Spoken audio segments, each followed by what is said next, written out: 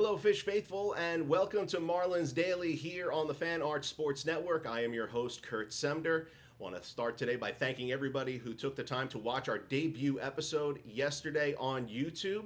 We appreciated all the very nice comments, the likes, the subscriptions, and remember, that's the best way to keep track of what's going on here on Marlins Daily. Subscribe to those videos and you will find out the very latest moment when these videos pop up for you, and you can check out what's going on with the Marlins each and every day with us right here. And for the Fish Faithful, I want to ask you right now, did you stay up last night? Did you see that the Marlins were losing in this game, down 5-2 in the fifth inning, and say, tonight's not our night, just going to go to sleep, I'll pick it up tomorrow, I'll see what happens? Well, what happened was a wonderful game and a great game by the Marlins as they were able to come from behind for the 17th time this season and get the W in Colorado, a 10-7 victory by the Fish, and just a great game, and a great game by the offense as they were able to pick up their starter, Sandy Alcantara, and get the win in this game and the series opener. And, you know, the offense really struggled in this game early on, and so did the starting pitcher, as I mentioned. Sandy Alcantara really was having issues. He was working up in the zone in this game.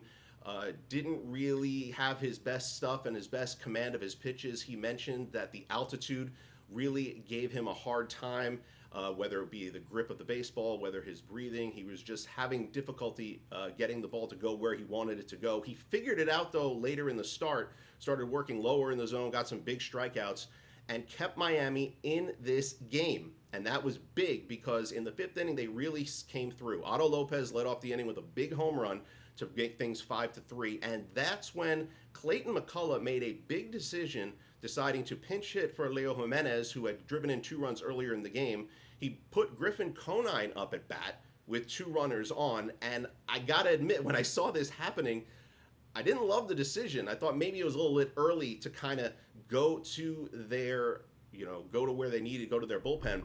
And what they ended up doing was we're good, we're fine.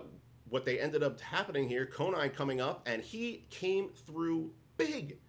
He rewarded McCullough for his decision with a huge 3-run homer that he put right off the facing of the wall in right field, right off the facing of the third deck. That put the Marlins up 6-5 in this game, and they never looked back. They really stepped it up from that point forward. Javier Sanoa coming through with a big game, 3 hits in the game, including a bases clearing, three RBI triple, I should say, later in it, that really blew this game wide open. And the Marlins picking up Sandy Alcantara, which was great, getting him his 6th win in the month, which has been just a fantastic month along with the rest of the team. But also on top of that, the bullpen was great picking it up in return. Michael Peterson came in a big spot, got a big strikeout, and really got the team through a tough spot in the middle of the game. And then Pete Fairbanks late in the game came in a non-save situation, which we've seen him have some difficulties with in the past. Well, he did it again here. He let the first 2 guys on base. What ended up happening from there, though, was just what I like to see from a closer. He decided he was just going to challenge these hitters. He was not going to issue any walks. He was going to make them beat him. At no point did the tying run come up to the plate, but he made the decision, look, you hit it, and we got ourselves a different game, but we're still winning.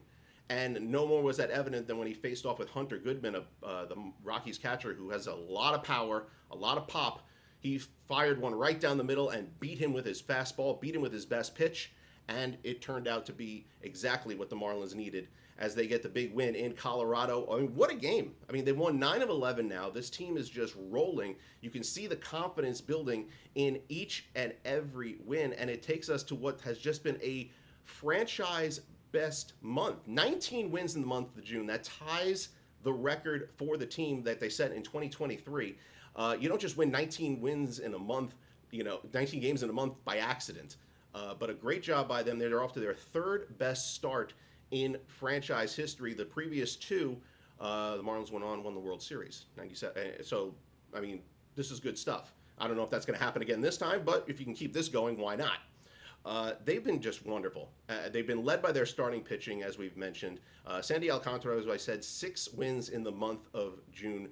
He becomes just the third Marlins pitcher, I should say, who has won 6 games in a month. Chris Hammond did it back in 1993, and the late Jose Fernandez in 2016. So he's joining some pretty good company there as Sandy, who set the franchise all-time strikeout record in his previous start. Now another one here. He's just having a great month. The bats are doing well. They're playing with much more confidence as you go through.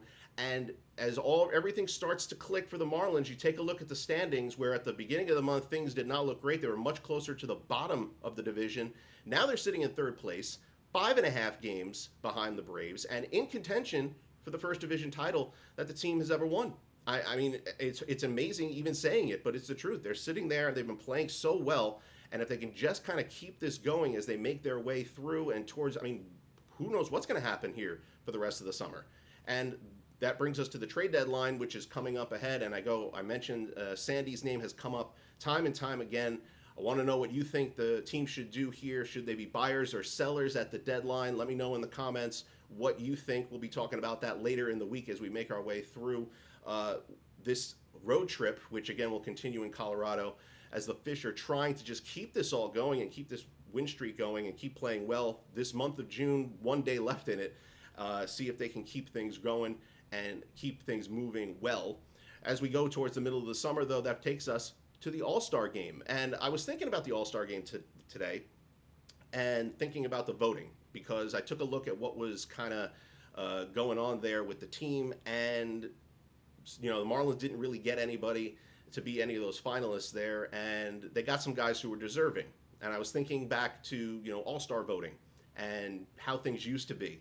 I remember as a kid, you'd go and it was a much different experience because you'd go to the ballpark. They'd have like these stands up there with these paper ballots that you'd have to take. You could take as many as you wanted. You could take, and then you have to, poke a hole in the players you wanted or fill in a circle or whatever. And you really had to know your stuff because these ballots would just have, with a player's name, sometimes just their last name on there. They might have their team on there. The information was limited. You kind of had to know what you were doing. And back then, you'd have like 3 kinds of voters for All-Star Game. You'd have the people who would just vote for all the players on their team. You'd have the people who would vote just for the most popular players, the people that they knew the best. And then you'd have the voters who would vote for the guys who were the most deserving. They would know they were having the best seasons. Then the age of the internet came, and everybody kind of had a lot more information in front of them. You could vote online, and just by clicking a player's name, you can kind of see all their stats, see what kind of season they're having, make an informed decision, and kind of try to, set who you thought should go to the All-Star Game. The problem is, with all that information that we've seen now, people are still voting for the most popular players. People are still voting for people who they know or people who are on their team, rather than the people who are the most deserving. And that brings me to a guy like Otto Lopez, who I think deserves to be in the All-Star Game. He deserves to be in the consideration for a starter at shortstop, but he was not in the finalists, and he's not going to be. And in order for him to get to the All-Star Game, he'll have to be selected as a reserve. I think, fans would have been nice to see everybody show up and really vote for him here, but it didn't happen.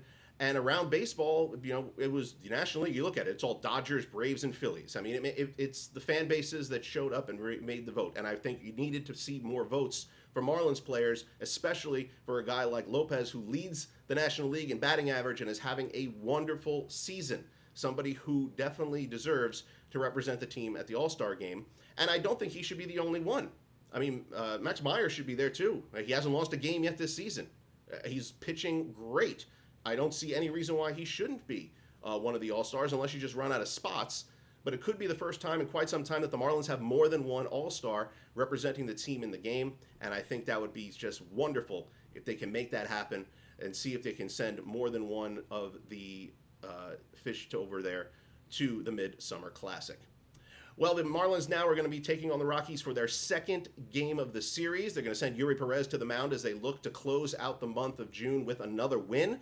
Perez making his second start since coming off the injured list. He looked pretty good in the first one. See if he can keep that going. Hopefully he won't run into the same kind of issues that Sandy did in his start, as he had those issues, obviously, as we mentioned, with the altitude in Coors Field. We'll see if Perez can get it done. We'll see if the Marlins can close out the month with a franchise-best 20 wins in the month of June. Should be a good one. Make sure you tune into that. Make sure you stay up for the whole game and let us know what you think over here on Marlins Daily. We'll be recapping the game tomorrow right here. So stay tuned with us. Thanks for joining us. See you guys tomorrow.